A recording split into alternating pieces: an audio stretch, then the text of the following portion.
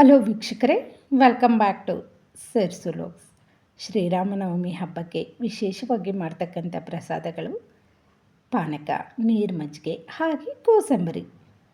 ಈ ಎಲ್ಲ ಪ್ರಸಾದಗಳನ್ನು ಮೂರು ವಿಧದಲ್ಲಿ ಮಾಡಿ ತೋರಿಸಿದ್ದೀನಿ ಈ ವಿಡಿಯೋದಲ್ಲಿ. ಯಾರಿಗೆಲ್ಲ ಇಂಟ್ರೆಸ್ಟ್ ಇದೆಯೋ ಅವರು ವಿಡಿಯೋ ಕೊನೆ ತನಕ ನೋಡಬಹುದು. ಮೊದಲಿಗೆ ನಾವು ಪಾನಕಗಳನ್ನು ರೆಡಿ ಮಾಡ್ಕೊಳ್ಳೋಣ. ಪಾನಕ ರೆಡಿ ಮಾಡ್ಕೊಳ್ಳೋದಕ್ಕೆ 3 ವಿಧದ ಪಾನಕಗಳಿಗೂ ಒಂದೇ ಸತಿ ಬೆಲ್ಲನ ಕರಗಿಸಿ ಪಕ್ಕಕ್ಕೆ ಇಟ್ಕೊತಾ ಇದ್ದೀನಿ. ಒಂದು 3 ಲೋಟದಷ್ಟು ನೀರನ್ನು ಸೇರಿಸ್ಕೊಂಡು ರುಚಿಗೆ ತಕ್ಕಷ್ಟು ಬೆಲ್ಲನ ಸೇರಿಸಿ ಅದು ಚೆನ್ನಾಗಿ ಕರಗ್ತಾ ಇರಲಿ.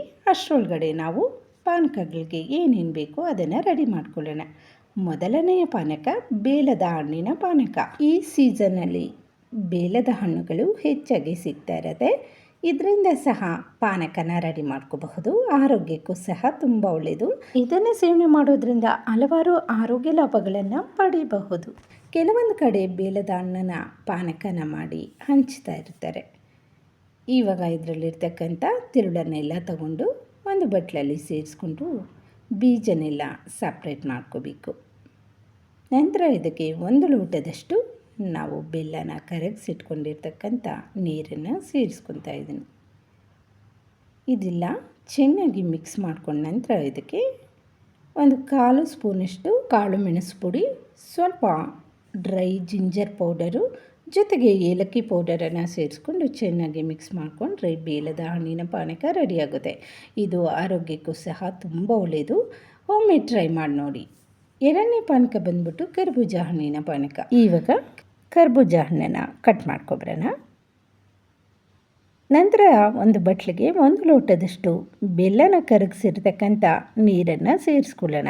ಇವಾಗ ಇದಕ್ಕೆ ಡ್ರೈ ಜಿಂಜರ್ ಪೌಡರು, ಪೆಪ್ಪರ್ ಪೌಡರನ್ನು ಸೇರಿಸ್ಕೊತಾ ಇದ್ದೀನಿ. 2 ಏಲಕ್ಕಿನ ಪುಡಿ ಮಾಡಿ ಸೇರಿಸ್ಕೊತಾ ಇದ್ದೀನಿ. ಜೊತೆಗೆ ಅರ್ಧ ಹೋಳಿನ ನಿಂಬೆ ಹುಳಿ. ಇದೆಲ್ಲವನ್ನು ಮಿಕ್ಸ್ ಮಾಡ್ಕೊಂಡ ನಂತರ ನಾವು ಕರ್ಬೂಜ ಹಣ್ಣನ್ನು ತರಿತರಿಯಾಗಿ ಮಿಕ್ಸಿಯಲ್ಲಿ ಈ ರೀತಿ ರುಬ್ಕೊಬಂದಿದ್ದೀವಿ. ಇದನ್ನು ಸೇರಿಸ್ಕೊಂಡು ಚೆನ್ನಾಗಿ ಮಿಕ್ಸ್ ಮಾಡಿಕೊಂಡ್ರೆ ಕರ್ಬೂಜ ಹಣ್ಣಿನ ಪಾನಕ ರೆಡಿಯಾಗತ್ತೆ. ಇವಾಗ 3ನೇ ಪಾನಕನ ರೆಡಿ ಮಾಡ್ಕೊಳ್ಳೋಣ. ಬೆಲ್ಲದ ಪಾನಕ ತುಂಬ ರುಚಿಯಾಗಿರುತ್ತೆ. 1 ಲೋಟದಷ್ಟು ಬೆಲ್ಲನ ಕರಗಿಸಿರ್ತಕ್ಕಂಥ ನೀರು, pepper powder, dry ginger powder, ನಿಂಬೆ ಹಣ್ಣಿನ ರಸ ಎಲ್ಲನ ಸೇರಿಸಿ ಚೆನ್ನಾಗಿ ಮಿಕ್ಸ್ ಮಾಡ್ಕೋಬೇಕು. ಇವಾಗ ಇದಕ್ಕೆ ಸ್ವಲ್ಪ ಏಲಕ್ಕಿ ಪುಡಿ ಹಾಗೆ ತುಳಸಿ ದಳಗಳನ್ನು ಸೇರಿಸ್ಕೊಂಡು ಚೆನ್ನಾಗಿ ಮಿಕ್ಸ್ ಮಾಡಿಕೊಂಡ್ರೆ ಬೆಲ್ಲದ ಪಾನಕ ರೆಡಿಯಾಗತ್ತೆ. ಶ್ರೀರಾಮನವಮಿ ಹಬ್ಬಕ್ಕೆ ವಿಶೇಷವಾಗಿ 3 ವಿಧದ ಪಾನಕಗಳನ್ನು ಹೇಳ್ಕೊಟ್ಟಿದ್ದೀನಿ. ನಿಮ್ಗೆ ಯಾವುದು ಅನುಕೂಲ ಆಗುತ್ತೋ ಒಂದು ಪಾನಕನ ರೆಡಿ ಮಾಡಿ ದೇವರಿಗೆ ನೈವೇದ್ಯವಾಗಿ ಅರ್ಪಿಸಬಹುದು. ಇವಾಗ 3 ವಿಧದ ಹೆಸರುಬೇಳೆ ರೆಸಿಪಿಗಳನ್ನು ಯಾವ ರೀತಿ ರೆಡಿ ಮಾಡೋದು ಅನ್ನೋದನ್ನು ನೋಡೋಣ. ಮೊದಲನೇದಾಗಿ ಮಾವಿನಕಾಯಿಯ ಹೆಸರುಬೇಳೆ. ಇದಕ್ಕೆ 1/4 ಕಪ್ಪಷ್ಟು ಮಾವಿನಕಾಯಿ ತುರಿ, 1/4 ಕಪ್ಪಷ್ಟು ದಾಳಿಂಬೆ ಬೀಜ, 1/4 ಕಪ್ಪಷ್ಟು ಕ್ಯಾರೆಟ್ ತುರಿ, 1/4 ಕಪ್ಪಷ್ಟು ಹಸಿ ಕೊಬ್ಬರಿ ತುರಿನ ಸೇರಿಸ್ಕೊಂಡಿದ್ದೀನಿ. ಜೊತೆಗೆ 1/4 ಕಪ್ಪಷ್ಟು ನೆನೆಸಿರ್ತಕ್ಕಂಥ ಹೆಸರುಬೇಳೆನ ಸೇರಿಸ್ಕೊಂಡು ರುಚಿಗೆ ತಕ್ಕಷ್ಟು ಉಪ್ಪನ್ನು ಸೇರಿಸ್ಕೊತಾ ಇದ್ದೀನಿ. ಸ್ವಲ್ಪ ಕೊತ್ತಂಬರಿ ಸೊಪ್ಪು ಇದೆಲ್ಲವನ್ನು ಸೇರಿಸ್ಕೊಂಡು ಚೆನ್ನಾಗಿ ಮಿಕ್ಸ್ ಮಾಡ್ಕೊಬಿಟ್ಟು ಇದಕ್ಕೆ ಎಣ್ಣೆ, ಸಾಸಿವೆ, ಹಸಿಮೆಣಸಿನ್ಕಾಯಿ, ಕರಿಬೇವಿನ ಸೊಪ್ಪನ್ನು ಒಗ್ಗರಣೆ ಮಾಡ್ಕೊಂಡಿದ್ದೀನಿ. ಈ ಒಗ್ಗರಣೆನ ಈ ಹೆಸರುಬೇಳೆಗೆ ತಣ್ಣಗಾದ ನಂತರ ಸೇರಿಸ್ಕೊಂಡ್ರೆ ಮಾವಿನಕಾಯಿಯ ಹೆಸರುಬೇಳೆ ರೆಡಿಯಾಗತ್ತೆ. ಎರಡನೇದು ರಾ ಪಪ್ಪಾಯ ಹೆಸರುಬೇಳೆ. ಇದಕ್ಕೆ ಪಪ್ಪಾಯ ಮೇಲೆ ಇರ್ತಕ್ಕಂಥ ಸಿಪ್ಪೆ ತೆಗೆದು 1/4 ಬಟ್ಲಷ್ಟು ರಾ ಪಪ್ಪಾಯನ ತುರಿದಿಟ್ಕೊಂಡಿದ್ದೀನಿ. 1/4 ಬಟ್ಲಷ್ಟು ಹೆಸರುಬೇಳೆ, 1/4 ಬಟ್ಲಷ್ಟು ದಾಳಿಂಬೆ ಬೀಜ, ಜೊತೆಗೆ 2-3 ಸ್ಪೂನಷ್ಟು ಹಸಿ ಕೊಬ್ಬರಿ ತುರಿ, ಸ್ವಲ್ಪ ಕೊತ್ತಂಬರಿ ಸೊಪ್ಪು, ಇದರ ಜೊತೆಗೆ ಕರಿಬೇವಿನ ಸೊಪ್ಪು, ಹಸಿಮೆಣಸಿನ್ಕಾಯಿ, ಸಾಸಿವೆನ ಒಗ್ಗರಣೆ ಮಾಡಿಟ್ಕೊಂಡಿರ್ತೀವಲ್ವ ಅದನ್ನು 1-2 ಸ್ಪೂನು ಸೇರಿಸ್ಕೊಂಡು ರುಚಿಗೆ ತಕ್ಕಷ್ಟು ಉಪ್ಪನ್ನು ಸೇರಿಸಿ, ಸ್ವಲ್ಪ ಕಾಳು ಮೆಣಸಿನ ಪುಡಿಯನ್ನು ಸೇರಿಸಿ, ಸ್ವಲ್ಪ ನಿಂಬೆ ಹುಳಿಯನ್ನು ಸೇರಿಸ್ಕೊಂಡು ಚೆನ್ನಾಗಿ ಮಿಕ್ಸ್ ಮಾಡಿಕೊಂಡ್ರೆ ರಾ ಪಪ್ಪಾಯ ಹೆಸರುಬೇಳೆ ರೆಡಿಯಾಗುತ್ತೆ. ಇದನ್ನು ಸಹ ರಾಮನವಮಿಗೆ ತುಂಬ ವರ್ಷಗಳಿಂದ ಮಾಡ್ತಾರೆ ಕೆಲವೊಂದು ಕಡೆ.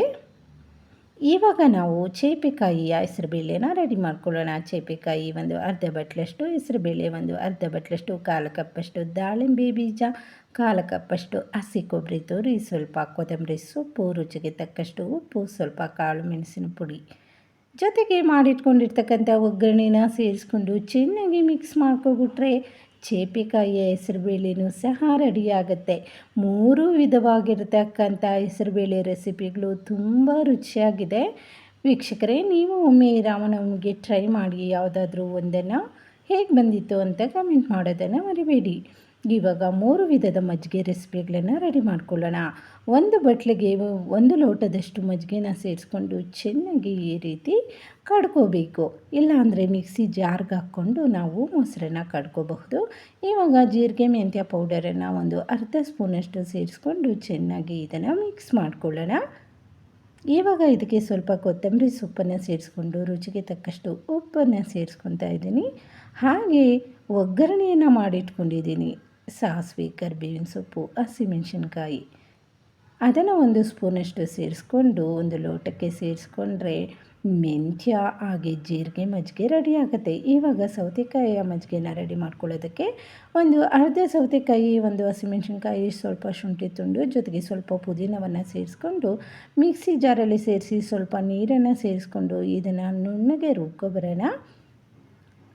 ಇವಾಗ ಒಂದು ಬಟ್ಲಿಗೆ 1 ಲೋಟದಷ್ಟು ಮೊಸರು, 2 ಲೋಟದಷ್ಟು ನೀರನ್ನು ಸೇರಿಸಿ ಚೆನ್ನಾಗಿ ಇದನ್ನು ಮಿಕ್ಸ್ ಮಾಡ್ಕೋಬೇಕು. ರುಬ್ಬಿಟ್ಕೊಂಡಿರ್ತಕ್ಕಂಥ ಸೌತೆಕಾಯಿಯ ಮಸಾಲೆಯನ್ನು ಸೇರಿಸ್ಕೊಂಡು ರುಚಿಗೆ ತಕ್ಕಷ್ಟು ಉಪ್ಪನ್ನು ಸೇರಿಸ್ಕೊತಾ ಇದ್ದೀನಿ. ಸ್ವಲ್ಪ ಜೀರಿಗೆ ಪುಡಿ, ಲಾಸ್ಟಲ್ಲಿ ಇದಕ್ಕೆ ಸ್ವಲ್ಪ ಕೊತ್ತಂಬರಿನ ಸೇರಿಸ್ಕೊಂಡು ಚೆನ್ನಾಗಿ ಮಿಕ್ಸ್ ಮಾಡ್ಕೋಬೇಕು. ಒಗ್ಗರಣೆನ ಕೊಟ್ಟು ರುಚಿಯಾಗಿರ್ತಕ್ಕಂಥ ಸೌತೆಕಾಯಿಯ ಮಜ್ಜಿಗೆ ಸಹ ರೆಡಿ ಆಯಿತು ಈ ರಾಮನವಮಿ ಹಬ್ಬಕ್ಕೆ.